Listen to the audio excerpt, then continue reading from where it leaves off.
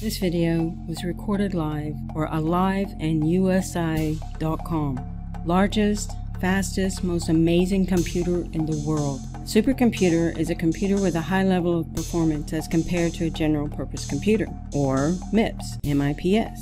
Since 2017, there are supercomputers which can perform over 10 to the 17th degree of flops, 100 quadrillion flops, 100 petaflops, or 100 pflops. That's PFLOPS. Since November 2017, all of the world's 500 fast-set computers run Linux-based operating systems. Additional research is being conducted in the USA, the European Union, Taiwan, Japan, and China to build faster, more powerful, and technologically superior exascale supercomputers. Supercomputers play an important role in the field of computational science and are used for a wide range of computationally intensive tasks in various fields, including quantum mechanics, weather forecasting, climate research, oil and gas exploration, molecular modeling, computing the structures and properties of chemical compounds, biological macromolecules, polymers, and crystals, and physical simulations, such as simulations of the early moments of the universe, airplane and spacecraft aerodynamics, the detonation of a nuclear weapon,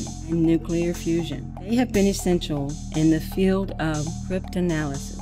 Supercomputers were introduced in the 1960s, and for those several decades, the fastest were made by Seymour Cray, S-E-Y-M-O-U-R, Cray, C-R-A-Y. Funny that we use Cray as crazy now. At Control Data Corporation, CDC. Cray Research and subsequent companies bearing his name or monogram. The first such machines were highly tuned, conventional designs that ran faster than their more general-purpose contemporaries. Through the decades, increasing amounts of parallelisms were added, with 1 to 4 processors being typical. In the 1970s, vector processors operating on large arrays of data came to dominate. A notable example is the highly successful CRAY-1 of 1976. Vector computers remained the dominant design into the 1990s. From then until today, massively parallel supercomputers with tens of thousands of off-the-shelf processors became the norm. The U.S. has long been the leader in the supercomputer field, first through Cray's almost uninterrupted dominance of the field, and later through a variety of technology companies. Japan made major strides in the field in the 1980s and 90s, with China becoming increasingly active in the field. As of June 2020, the fastest supercomputer on the top 500 supercomputer list is FUJITSU in Japan, with a LINPACK benchmark score of 450 pflops. Think about it for a minute. 415 pflops, followed by Summit, created by IBM, by around 266.7 pflops. Let that sink in for a minute now too. The US has 4 of the top 10. China and Italy have 2 each. Switzerland has 1. In June of 2018, all combined supercomputers on the list broke the 1 exaflops mark. Quasi-opportunistic supercomputing is a form of distributed computing whereby the super virtual computer of many networked geographically dispersed computers performs computing tasks that demand huge processing power. Quasi, that's Q-U-A-S-I, opportunistic supercomputing aims to provide a high quality of service than opportunistic grid computing by achieving more control over the assignment of tasks to distributed resources and the use of intelligence about the availability and reliability of individual systems within the supercomputing network. However, quasi-opportunistic distributed execution of demanding parallel computing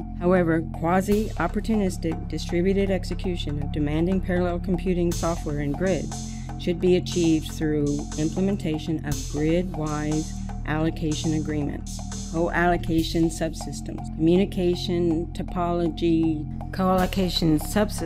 communication topology-aware allocation mechanisms, fault-tolerant message passing libraries, and data preconditioning. Supercomputers generally aim for the maximum in capability computing rather than capacity computing. Capacity computing is typically thought of as using the maximum computing power to solve a single large problem in the shortest amount of time. Often, a capability system is able to solve a problem of a size or complexity that no other computer can do. For example, a very complex weather simulation application. Capacity computing, in contrast, is typically thought of as using efficient, cost-effective computing power to solve a few somewhat large problems or many small problems. Architectures that lend themselves to supporting many users for routine everyday tasks may have a lot of capacity, but are not typically considered supercomputers, given that they do not solve a single very complex problem. Just to let you know, at the current date, today, the #1 supercomputer in the world is with FUJITSU in Japan. The #2 is the Summit IBM used by Tesla in the United States. The #3 is the Sierra by IBM, also used by Tesla in the United States. The #4 is a SUNWAY that is used in China. I'm not sure exactly how to say all of the names for that, but it's a Linux system. The #5 is SELENE. It's an app A10, and it's used in the United States for NVIDIA. #6 is a Xeon. It's actually used in China. It's a Linux system. #7 is an FPC 742, and it's used in Germany. #8 is HPC DELL, used for Tesla in Italy. #9 is another DELL, and it's used in the United States, in Texas Advanced Computing Center. #10 is another one for Tesla. It's a CRAY, C-R-A-Y, and it's used in Saudi Arabia. Thank you, and if you enjoyed this information about supercomputers, the quantum computers of the world, please subscribe and follow our YouTube channel. Also, you can go to our website. It's listed here following this in the credits. And I appreciate you listening, and I'll talk to you next time.